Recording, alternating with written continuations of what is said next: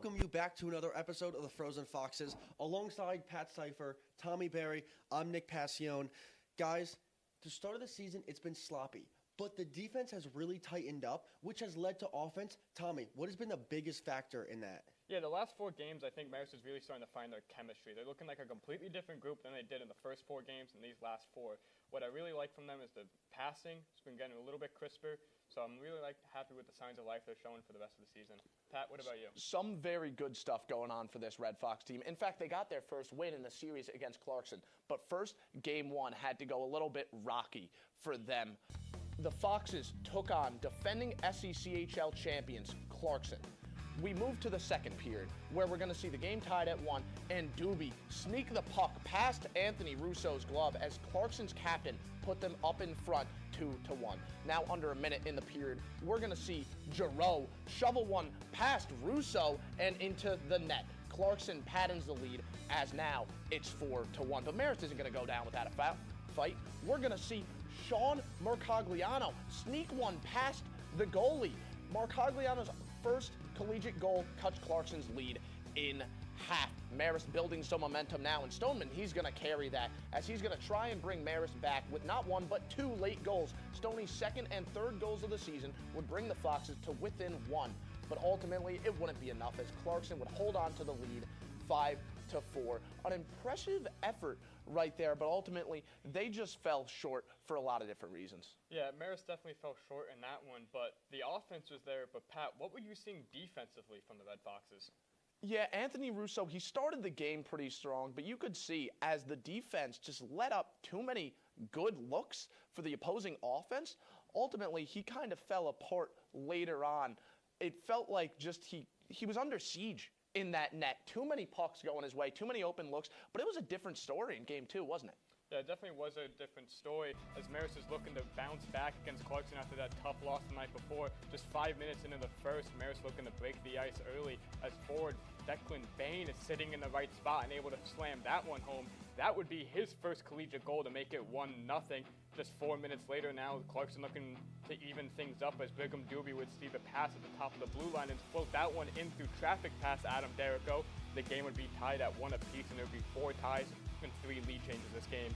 To the second now, on the odd man rush, it is the captain, Sean Bruno, who would snipe that one past goaltender Braden Grisbick. Bruno's second goal of the season would make it a 2-2 game, and the Foxes would score 3 in this period. Just a few minutes later, Jack DiNicola steals that puck on over and feeds it backdoor to Johnny Martriano. That assist would be DiNicola's first point of his career as the Foxes now lead. Clarkson would soon tie it up as senior Chris Satera on the power play looking for his options. He decides to shoot it, and he gets that one past Grisbick to put the Foxes in front 4-3. And that would be your final as Marist beats the defending SECHL champions to pick up their first win of the season. And the pucks have not been going Marist's way, not really finding the back of the net. But what did they do differently in that game? You know, what was really strong from Marist was their forecheck. The 2 out of their 4 goals came from the forecheck. They did a good job at dumping in the puck and chasing it, tying up man on the boards right there in that goal. You saw Stoneman dump that one in. Next, you have Chris Satera right here really tying a man up on the board, allowing Tyler Stoneman to get in there, and then he moves to open ice. On top of that, Declan Bain captured his first career goal off of the forecheck. So Marist needs to continue doing that if they want to stack wins in the win column. You guys have been talking about milestones these past 2 games. Well, another milestone that happened, Adam Derrico, first collegiate win. He is playing phenomenally so far this season. Yeah, Derrico's been really strong. He faced 55 shots in that Clarkson win, and he saved 52 of them. He had multiple flurries of saves, like this one right here. He does a really good job at able to track the puck, and he moves with it well, stands tall in that, even during 3-4 shot sequences. Well, he was a really strong last line of defense for Marist, and Marist did a really good job at buckling down despite what was a high-scoring affair. And what they really did well is in the last final minutes, they stressed what Coach Lil Bianco says in practices, focusing on doing the little things right, and that's why they're able to come away with that win against Clarkson. It was a really strong win for their first win. And Chris Satera, he really took that momentum into the next game. And Pat, you had the chance to talk to Chris Satera. I did, and it really was a great opportunity. A great guy on the ice, really fun talking to him. The offense has struggled throughout this year, so him having that type of performance was, frankly, great.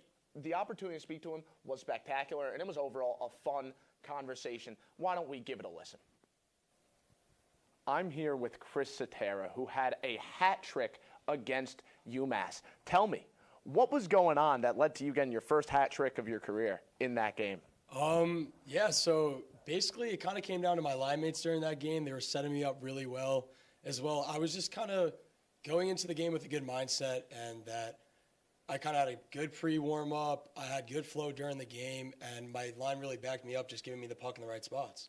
Yeah, what was it about the UMass defense that you saw that really allowed you to have some of those opportunities? Yeah, I mean, they're a really good team, but I guess every time that I just got lucky out there, like, their D kind of just broke down completely. Like, for one of the goals, like, the guy just completely gave it to me in front, which is, like, you know, so uncommon usually when I'm out on the ice. But honestly, it just came down to luck that game. You mentioned some of your line mates and the day they had and how they helped set you up. Well, one of them is a younger player, Declan Bain. What have you done as a mentor to really help him get used to this speed of the game? Yeah, I mean, so Bain already has, like, his game. He has his flow. He's a really good freshman. And honestly, it's good for me to have him on my line. I don't think I'm doing too much mentoring because he kind of already has it all already. But I think I'm helping out a little bit with just, like, helping him get his head in the game in the right spot. But overall, he's just doing it all by himself. Yeah, and he's a good player. You also have Stoneman on you with you in that line. Tell me, what do you think your role is compared to those two that really allows you to add something extra with two great players right next to you? Yeah, so those two guys are more aggressive than me when it comes to getting the puck. So I think for me, my spot is to just have an opportunity to be open so they can make the right plays and give it up in front, or we can, you know, vice versa. And right now you have your career high on just this season in terms of goals, right? What have you seen? Was there something about this year that really just felt right that led to you just being phenomenal in terms of scoring so far? Yeah, I would say, I mean, since freshman year, I've been dealing with injuries. So over the summer, I did take care of that and just, like, working out more in the gym. And now also it is my last year, so my mentality is a little bit different. I'm in a better headspace. Also just attacking on those injuries. And now I'm playing at 100% healthy, which I haven't done since high school and travel hockey. So just being, like, at 100% and not being, like, playing constantly hurt has definitely helped me a lot for sure. You talk about that headspace. What would you say it is? Is it the confidence? Is it just your aggressiveness? What about your mentality on the ice has been so different? Yeah, I think it's just been my attitude, just showing up and more embracing having fun than kind of, you know, I would always go into games in the past, like, going, like, just being so hard on myself, like, being like, oh, I need to score, I need to do that, I need to do this. But I kind of just show up and just kind of just go with the flow of things. Mm-hmm. And you mentioned your improvement over the summer as the season approached. What area do you think you improved in the most that has allowed you to have such a great season so far? Yeah, I would say probably my speed and strength on getting the pucks in the corner have definitely helped me, because I kind of shifted my gameplay a little bit different, because freshman, sophomore, and junior year, I was more of not a guy really getting points. I would just be a guy to get the puck deep and hit. Like, I was just out there to hit guys. But now that, you know, dealing with injuries and now being 100% healthy, I don't want to go back to being hurt. So I'm kind of just playing the puck more and worrying about the puck before hitting the guy, which has definitely helped me a lot. Yeah, it definitely did. Like I said, 3 goals in that last game, a really strong performance on your end. However, despite that, UMass scored 5. Mm-hmm. Ultimately, they won that game. Yeah. What exactly led to that final result in your mind? I mean, it just comes down to they were just a better team at the end of the day. I mean, they're a really good team. I mean, I remember my freshman year, they did win the D2 Natty Chip, so they're really good. They have a solid 4 lines of guy. Their D's really good. Their goalie obviously did not have the best day, but I wish we got 2 more on him. But they were just a better team. They were just grinding a little bit more, and they did have a little bit more opportunities than us at the end. But I think we could have definitely won that. But, you know, it is what it is at the end of the day. You leave that locker room, like you said, very good team you played against, and you gave them a pretty good fight. Like, your performance as a whole was very strong. Mm-hmm. What do you take note of from that game that really allows you to go ahead into that next couple of weeks and say, you know what, I feel strong about where we are. How can we continue to build off of that? I say we could build off of that by just having a better attitude going into games, because the attitude definitely wasn't the best, but it's something we're working on. But even if I had a bad game or a good game, like, I feel like my efforts out there, like, it doesn't matter if I scored a hat trick or not. If my team's losing, it's still like whatever, you know what I mean? So I just feel like if all the boys' headspace were in the right area, we'd do a little bit better, but we're definitely working on that for sure. That is all the time we have. Thank you, Chris, as we continue. That certainly was a memorable game for Chris Cetera, one he'll be telling his kids about for a while. Just like the memorable environment and experience at the McCann Ice Arena for Saturday's Pink the Rink game. Isn't that right, Nick? Yeah, there is no other environment like Pink the Rink. The Red Foxes were the Pink Foxes on Saturday night supporting Breast Cancer Awareness Month for their 17th annual Pink the Rink in front of a packed McCann Ice Arena against the Bobcats. Quinnipiac, early on the power play, they win the faceoff, and Bryce Sheehan is left all alone for the one-timer. Sheehan's score silences the crowd and puts the Bobcats up 1. In the second, J.D. Parker beats James Stevens and slips it past Anthony Russo for the goal. That was a remarkable goal by Parker, but he was not done yet. 10 minutes later, on to another power play. Sheehan would find Parker once again, a shot from the slot, and it's his second of the night. Sheehan gets another point and puts Quinnipiac big up late. Marist, they're trying to mount the comeback. Stevens, pass tip by Joey Capici, picked up by Tyler Stoneman, who goes top shelf for the score, and the Red Fox points leader, Stoneman, logs another, but it would not be enough, falling short in a 3-1 loss on Pink the Rink night. And despite the end result, the Red Foxes really brought the energy to start the game. The physicality early, the forecheck, hits against the ice. It was like a gladiator match in that arena. I mean, they were relentless out there early. The physicality that they showed, the hits that they were doing, it was incredible. Because, yeah, Quinnipiac, they're the better skaters. They could handle the puck better. But my Lord, the way that the Red Foxes were able to bring the energy and lay some hits, that's how a team that might be a little bit less skilled might take advantage and win against a team that's more technical and more sound, right? Yeah, 100%. And our own Nick Passione was able to find Tyler Stoneman for an interview. Let's hear what they had to say after. One goal scorer in tonight's game. Not a lot of offense after the first period. What are the takeaways going into the next one? We have to find each other a lot. Like, our passes weren't great. And then when we do get chances, we actually have to bury. We had a lot of pucks on net, but then obviously their goalie had a good game, and then we got in our own heads and tried to run around and hit everybody, which isn't our game to play, and that didn't help us at all. With this being your last Pink the Rink game, is this a lot more important than it was in previous years? Yeah, for me, I just wanted to make sure I didn't leave my last Pink game knowing I didn't put everything out there. And what is this Pink the Rink game every year mean to you?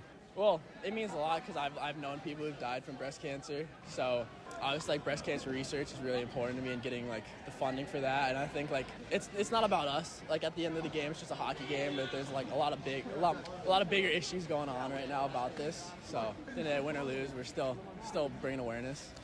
Just a family guy, as you were able to hear. He was with his younger sister during that interview. A great guy off the ice, a great player, great leader on the ice too, and they're going to need that in their next few matchups, right? This weekend, on Friday, they play ROWAN, and then on Saturday, they play a tough Sacred Heart, who have they been really struggling against? Yeah, 100%. ROWAN, I think, is going to be the more difficult of the opponents. They're first in the ACHL Premier Division with a 7-3-1 record. They're a really well-balanced team. They have 5 of their top 7 scorers are first-year players, so they're going to have a good, deep roster with a lot of rookies, just like how Marist does this year. Max Finley, their leading scorer, he also leads their division with 14 points and is second in assists with 7 goals, 7 assists with 14 points. Their power play, also incredibly dangerous. They have 8 goals in the last 12 games. And although their power play may be strong, but their penalty kills where Marist can really take advantage, allowing 1 goal nearly every 3 short-handed opportunities. As well, ROWAN, a strong away team. They're 4-1-1 when away from their home barn. But now we're going to turn things over to Sacred Heart. Their record is 2-5. They're beginning to find the momentum. They have back-to-back wins against Army and Siena. They're 1-4 on the road, though, so that's going to be something Marist needs to take advantage of. They've had Marist struggling at home while Sacred Heart is struggling away. Hopefully that can turn the tide. Although history is against the Red Foxes. All time, they were 0-8 against Sacred Heart. Last season, they were outscored 14-4 in 2 matchups. So it's another physical team. They average 12 penalty minutes every game. So this is going to be a real big weekend to come down to special teams. Pat, what do you think Marist needs to do in order to come away with the wins this weekend? Well, ROWAN is averaging 16 penalty minutes a game when they are on the road. Marist has to take advantage of that. Their penalty kill has struggled throughout this year. If the Red Foxes could take advantage of that, I think they'll be in pretty good shape. Against Sacred Heart, you mentioned Sacred Heart has the advantage all time. They've been winning more against them all time. But now they have that line with Declan Bain, Stoneman, and Satera. That line has been on fire. 18 total points between the 3 of them when they're on the ice together. I mean, they've been really good. If they can rely on those guys, they should be able to go ahead and win that matchup. Yeah, this should be an interesting 2 games this weekend. Alongside Tommy Berry, Pat Cipher, I'm Nick Passione. Thank you guys so much for joining us on another episode of the Frozen Foxes.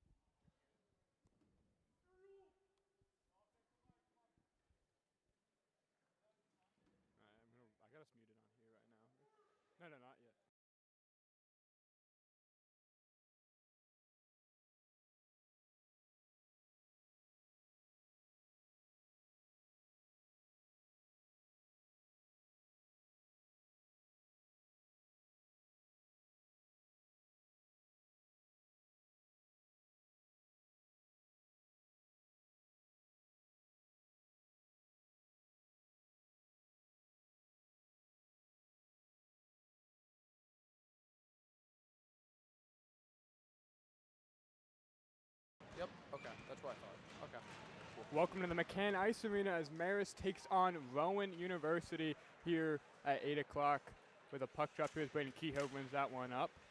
Zachary Taylor enters the zone. Red Foxes 1-6-1, ROWAN 7-3-1. ROWAN is on top of their division. They've been a very impressive team throughout this year. Red Foxes definitely have a huge challenge today on the ice. Yeah, they definitely do, like you just said, top of their conference. It's going to be a tough one right now. Marist had a good week of practices, said Coach Lobianco earlier today, as now Zachary Taylor set to take this draw in the defensive zone. Wins that one on over to Stevens. And Stevens wins it on over. It's important that they have a strong week like they did because they had a little bit of a break. Last week, no games, so you have to keep the legs fresh, and that's very difficult to do as a hockey coach. But now we're going to see how the Red Foxes look after a little bit of time off. Marist still in their own zone as Russo there goes to collect it. Feeds it on off to Stevens. Stevens off the boards to Kehoe. Kehoe surveying his options. He's going to float it on up to Sean Bruno, battling that one out against Riley Rudolph. Puck off to the neutral zone. Riccardi there. He's on over Sean Bruno there with a strong forecheck. Richie Williams tries to get that one out, does not clear the zone. Forechecked by McLeod. The Profs here still starting things early off in the Marist offensive zone. Marist struggling to transition through the first minutes. There's a bunch of bodies down. Still battling for it. So now McLeod has it as a rush, drops it on off. Back to McLeod. McLeod feeds it on over. That save by Russo from the top of the slot with the shot coming from Griffin Meyer. And we heard Lobianco talk about it. This ROWAN team, they have some great physicality. They have some guys on this roster that can really lay the wood and stand their ground. The Red Foxes, that's been one of their big advantages against some of the teams that they've played against. Their physicality, how willing they are to make contact. But ROWAN is the same exact way. It's going to be a very fun matchup to watch just because of the contact and the physicality we're going to see from both of these teams as they collide. It's going to be less about the stick work and more about the physicality and the effort. So now Mingwen Shen there making the move, the transition back to defense as he was a forward last year as the pass gets deflected. So now it's Meyer bringing it the other way. His shot patted away by Russo. McLeod there to collect. Chris Sotero battling for it. Feeds it off the boys trying to give it to Declan Bain. Unable to clear, but it's going to cause a little bit of a reset here. Marist struggling with what to do. Bain has it. Receives a hit. Back over to McLeod. McLeod looking for his options. Settling back. Retreats into his own zone. Floats it on over to Sacco. Now Marist are just trying to regroup offensively. We know they've struggled to create these structured offensive drives. They're a lot more reliant on their single-man efforts offensively. Yeah, really relying on one line all year long of Declan Bain, Chris Sotera, as the Profs rotated on down into the Marist zone. Still battling for it. Thompson loses at the blue line for Bain. Now it's Blanchie taking it the other way. Wyatt collects an errant pass, sends it on off the boards there for Sacco to rim it off the boards to Wong. Wong also making the transition to forward. Him and Mingwen Shen have switched positions. Shen no longer playing. Marciano with an early goal from a tip from Wong. What an opportunity created by Wong off the forecheck. That's going to be Jonathan Marciano's second goal. Really good job setting himself up in the right position to get that pass from Wong. With hockey, it feels like 95% of goals come straight from the slot. When you have an open look like that, you have to hit the open man, and that's exactly what we saw happen there. The Red Foxes, like I said, they struggled to deal with these more structured offensive drives. They've struggled to really create those for themselves, but right there we saw a very strong job by them to find an open man and just hit them, and they capitalize on the opportunity. Yeah, able to sneak that one past goaltender Aiden Young from Sickerville, New Jersey. The Profs now looking to go the other way as Kehoe now very offensive defenseman bringing it the other way. Still caught up at the blue line. ROWAN now looking to transition the other way. Schuster bringing it on down low. Pushed away by Conboy. Conboy pushing him into the corner. Now we have 5 Red Foxes there. That one comes off the glass as the tall John Tromchek there to collect it from Young. Sends that one off the boards over to Rudolph. 6'8". Yeah, what a tall individual. Stands out. Doesn't matter how you're looking at this game.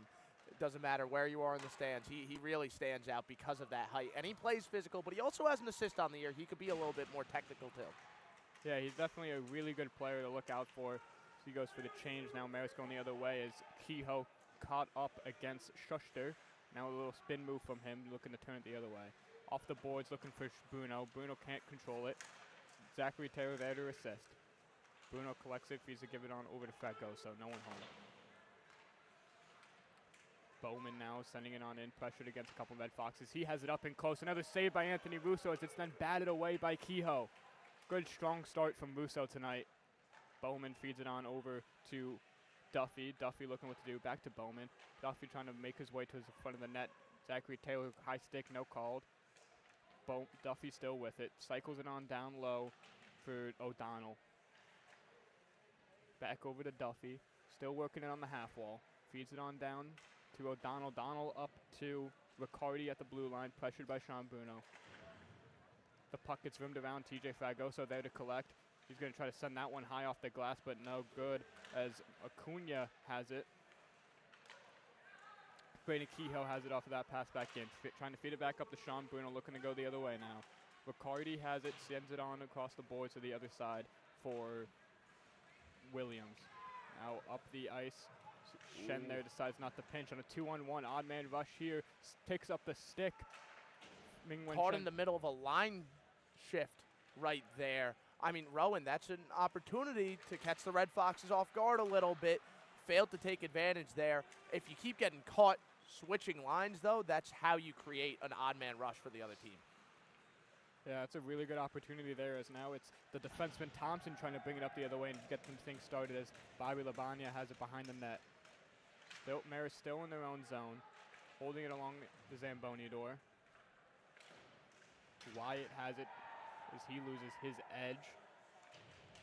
And we've seen a lot of bodies hit the ground throughout the day. Physicality on both sides, like I talked about earlier.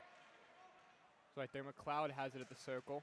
His shot from the slot blocked by Sacco. Floated on out by Mercogliano. Now it's Buchek has it. He tries to make a move as Thompson sticks that one away. Bain back on the ice. He's battling for that one against Meyer. Quick pass on over to McLeod. McLeod enters the zone. He feeds it on off to Finley, who can't control it. Finley, exceptional player for Rowan. As Declan Bain tries to make a move on the blue line, but it's going to be Chris Soterra there on the forecheck. Tries to center it in front. No one is there except a Rowan skater. Chris Soterra still with it right now. Stillman up in front, battling for it, and that's another goal off of the forecheck as Marist is up to an early 2-0 lead as Tyler Stillman bangs that one in. What a great line effort. And they look completely different after that week off, this Red Fox team. Defensively, they're not allowing the puck into the slot. They're creating tough shots for Rowan. Rowan is not able to get the looks that they were probably expecting to see after they've seen Marist kind of get beat like a drum throughout this year.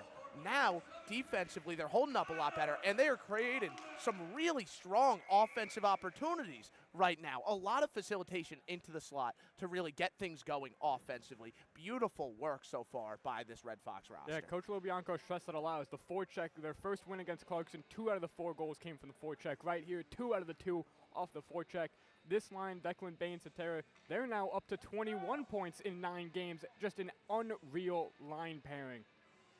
Yeah, Soterra, Bain, they've done tremendous work in that second line. There is no doubt about it. And it seems like some of the other changes that we've seen, like Mingwen Shen going back on the defense, it's really coming up big for the Red Foxes right now. Yeah, Marist right now completely controlling the pace. The opportunities that the Profs have had all game long haven't really been as excellent as Marist, as they've been obviously in the 2-0 lead, really jumping on this bus leg team. It's right there, Chris Soterra with a nice blue line deke. He's going to enter the zone, try to work it on low. He's going to stop at the hash mark, centers it again in front, just too low there. So now the Profs have it. Trying to exit the zone, feeds it on over to Riccardi. Riccardi with 2 Red Foxes on him. He tries to make a move, unable to get there as Ryan Wicker, excellent skater, and Brayden Kehoe pinch him. Now Stillman has it going the other way. Feeds it on over to Soterra. Odd man rush here. Soterra back over to Bain. No one there. Oh, what a save by Young as Bain thought he was able to collect that one. Now but again, we saw it. The beautiful teamwork between those three in that second line, between Satera, Stoneman, and Bain. They just have such good chemistry with each other, and chemistry is the key to creating those opportunities in the slot. Yeah, they definitely may have only been playing together for 8 games, but you'd think they've been playing for 30 with their chemistry and knowing exactly where each other are on the ice. As Bunting sends that one in for Kehoe to collect. Now Marciano, goal scorer tonight.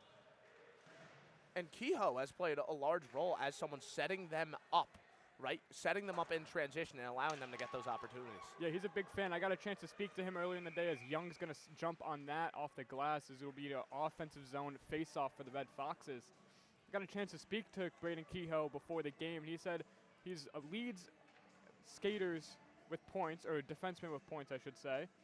He said that offensive prowess, he thinks all good offense comes from defense, so he focuses on defense and the offense comes, as it's clearly looking this game as they've been excelling in the defensive zone as Taylor set to face this draw. As the Profs win that one, still battling for it, still up in front. Puck comes a bounce. Mingwen Shen with a pinch shoots that one in front.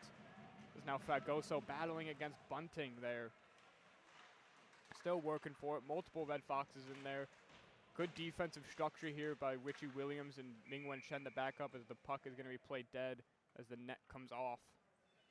And it's something we've talked about. Mingwen Shen no longer a forward for this team. He played defense with them earlier in his career, but now they made that change from defense to forward early in the year. Now they transition him back on the defensive side, and he's looking a lot stronger in that second defense with Richard Williams. And then as nice well, pairing. Really good pairing there. As well, Jonathan Wong also making, as I mentioned earlier, making this transition up. He's already recorded an assist on that Marciano goal, being able to feed that one to Marciano up in the slot.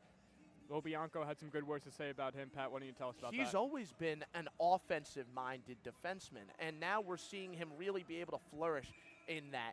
He has the physicality to be a strong defender, but he especially excels as the catalyst for some offensive plays. Yeah, wicked release right there from the point. Came out there like a subway train in New York. Absolutely, and this game's being played in a beautiful McCann Arena right now in the New York area. We see a lot of subways like that one, but this offense and Marist overall has been outstanding. They are moving tonight as now Shen tries to look to move it up the other way. He's going to dump it on in with Red Foxes there attempting to collect. Sean Bruno circles it on over for Fragoso to attempt to beat out O'Donnell, but he's unable to. But Zachary Taylor forecheck in there again. Forecheck tonight really good from Marist so far as Bruno's able to keep that puck on in. With a good forecheck, Pat, what can happen from it? Well, they've always been a forecheck heavy team. They've just struggled to create after. I think the forecheck has been a little bit too one-man dependent. One man would forecheck and aggressively try and play the puck, but then there wouldn't be anything set up around that. That would just be, okay, you made the hit, you're going to get the puck. Now, what are you going to do single-handedly to try and score this goal? But now it feels like, okay, one man's doing the forechecking, one man is getting the puck. But beyond that, other people are setting up to create something offensively after a Red Fox gets the puck. In the past, it's been a little bit more, oh, yeah, Tyler Stoneman does a good job on the forecheck, able to get possession of the puck, but, oh, now what? And then he ends up losing it. Now there's a lot more offensive structure we're seeing in this first 10 minutes of this game. Yeah, but then doing a really good job at lowering that second forward in to add additional pressure there, as now the Profs attempting to exit their zone, and they're going to feed it on over there for Sacco. He's looking what to do. He's going to stop behind his net as he retreats, feeds it off the glass, attempting to get it on up to Buchek. Buchek wheels out against the Profs. He has a shot. That shot goes wide. So now Woodhead able to keep that one on in.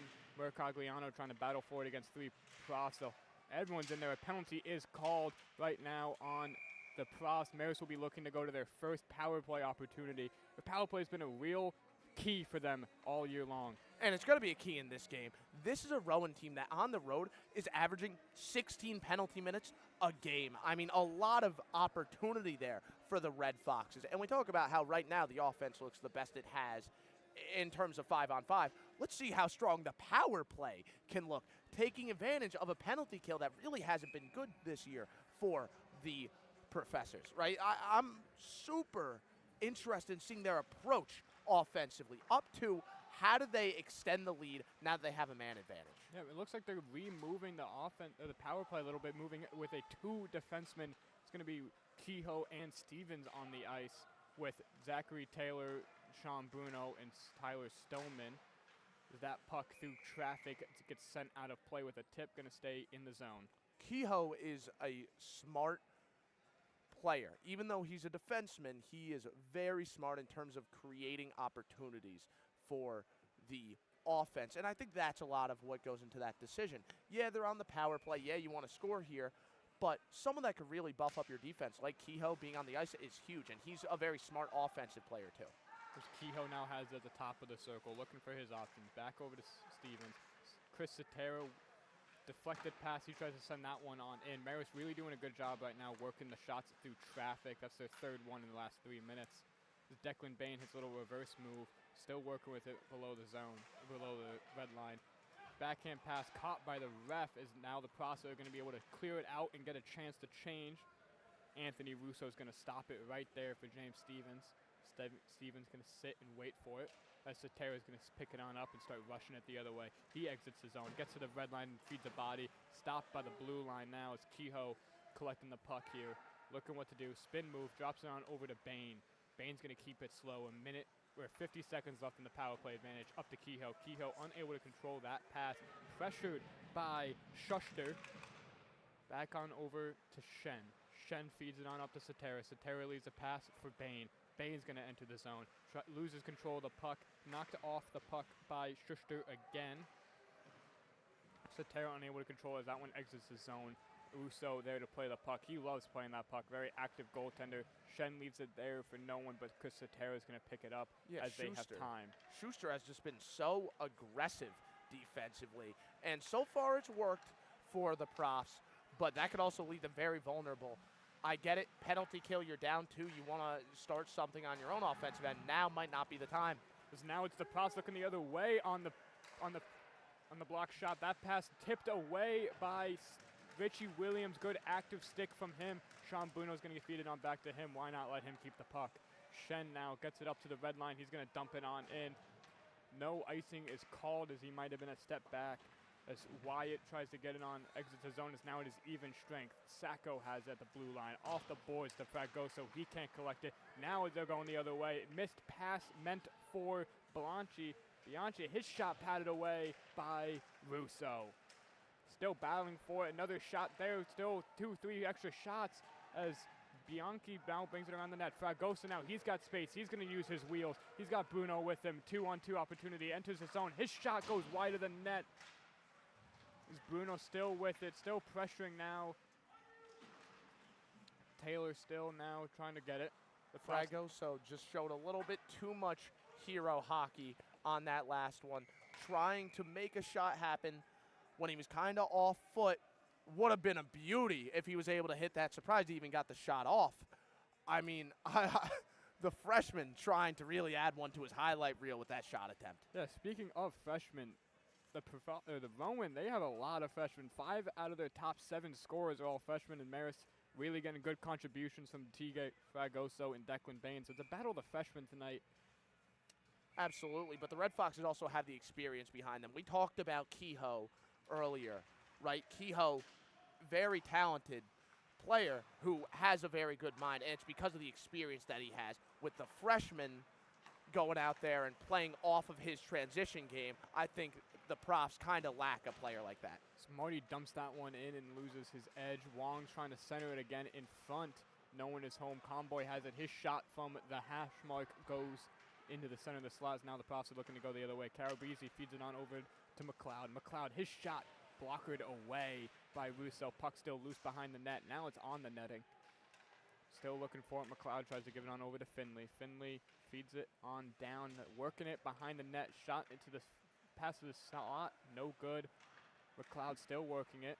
He still has it behind the net. He's going to give it on over to Finley. Finley feeds it up to the point. That shot through traffic. No, not able to get there.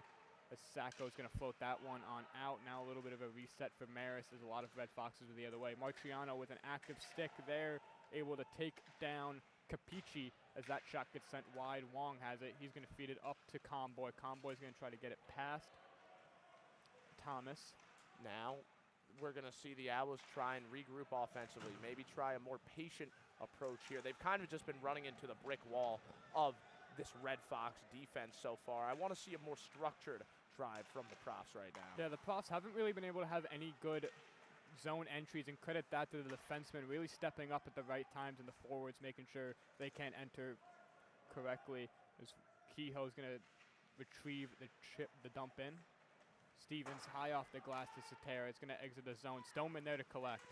Stoneman tries to get it on over to Bain. Bain battling for it as Xander Robinson now looking to go the other way.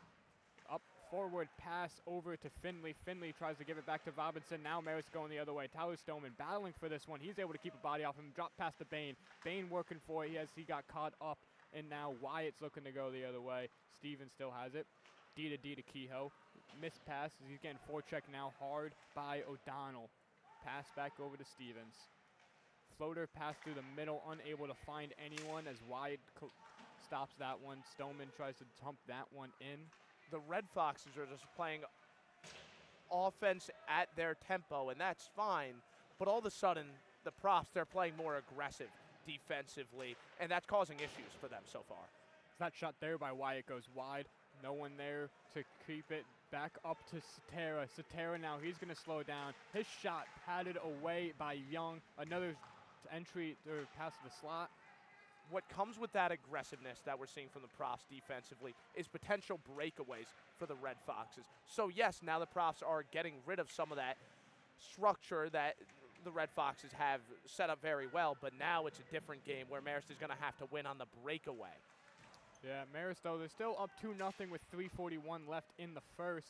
Good start from them. It's going to be interesting to see the changes that the Profs will make in the second period.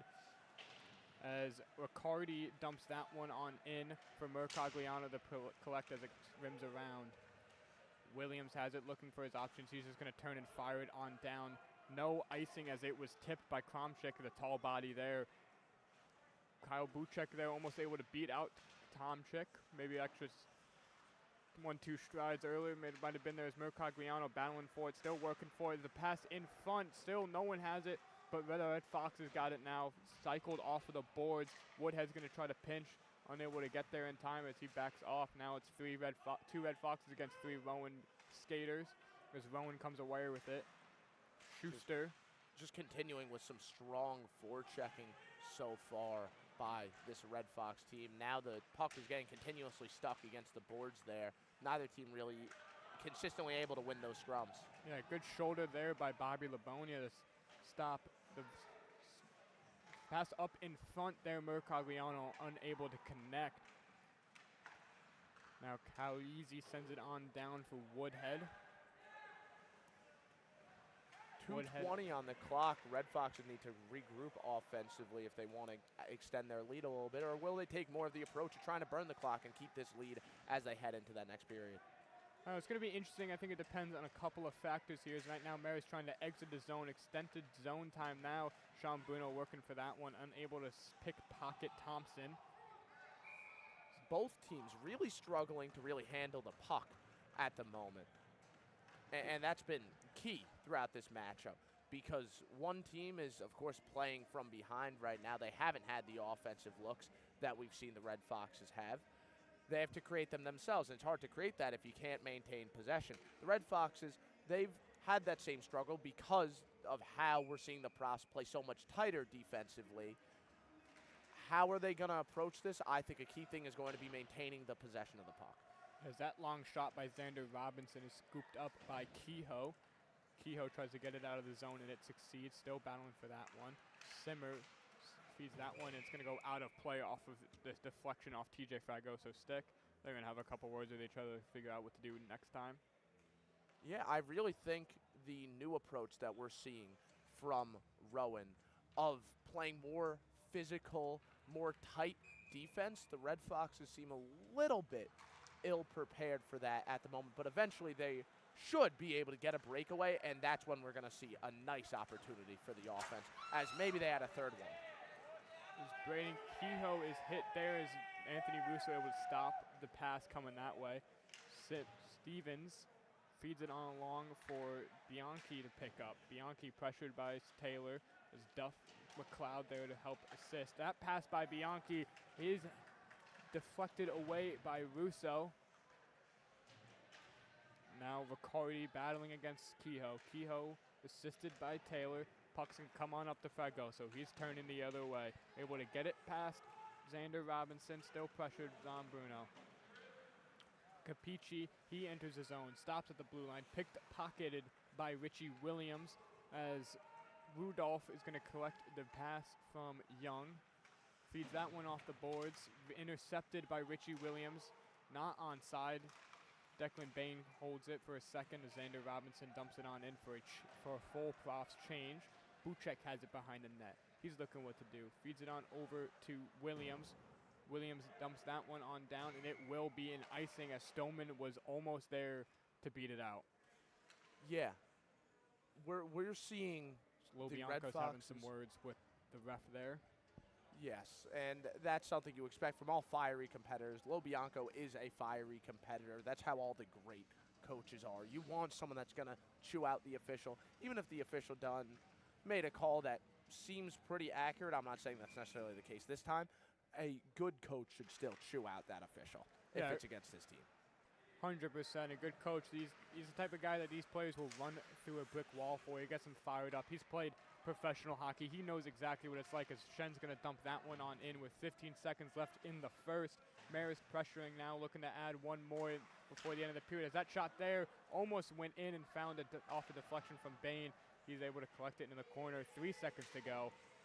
Still pressuring as the Red Foxes will head into intermission. Up 2-0. Pat, let's hear your final thoughts on the period.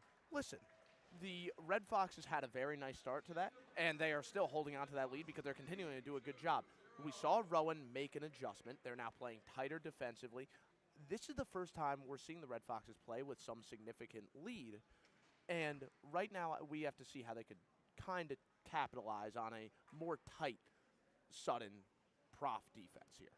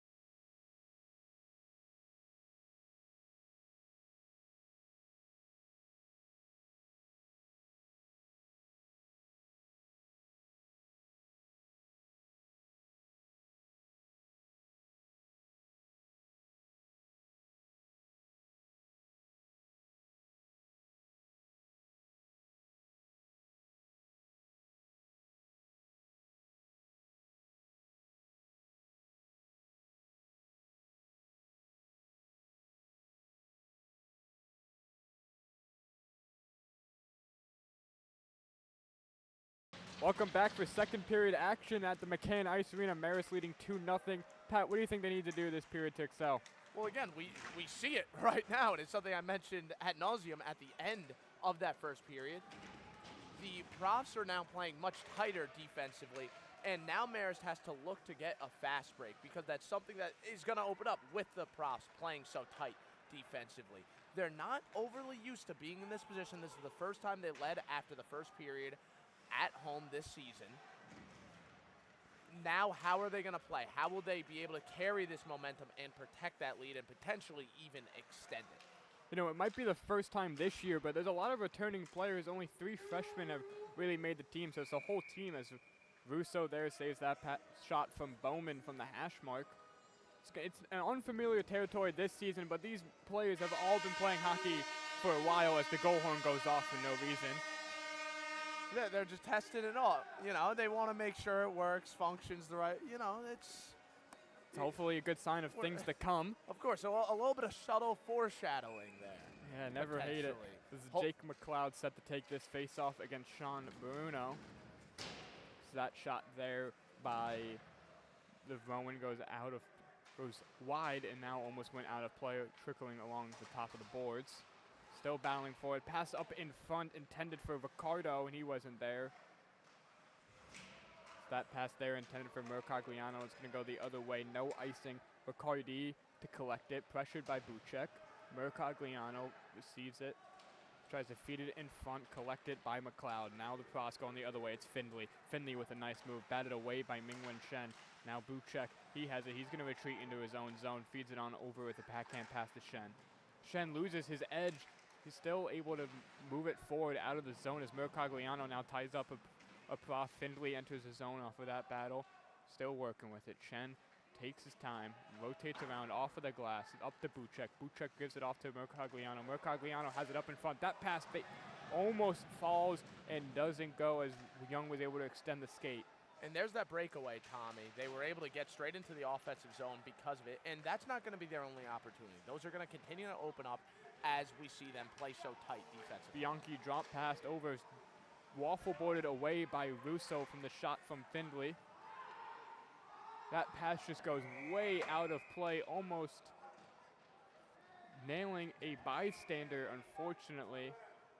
Marist now not being allowed to change because of that one. Going to be a little bit some tired legs as that pass from Woodhead, or that exit attempt from Woodhead does not work. It's Tyler Stoneman here set to take this draw now. Yeah, and here's that excellent second line, something that's really been a catalyst for the team's success, not just throughout this game, but throughout the entire season. They've been the offensive engine. Yeah. Bain, Stoneman, and Cetera. Yeah, but Bobby Labanya there got caught in the changes. That pass in the slot blocked away by Russo. Good start from him. So that pass now sent on over towards Capisci. Capisci battling with it. He sees 3 Red Foxes in front of him. Stoneman there sends that one on up.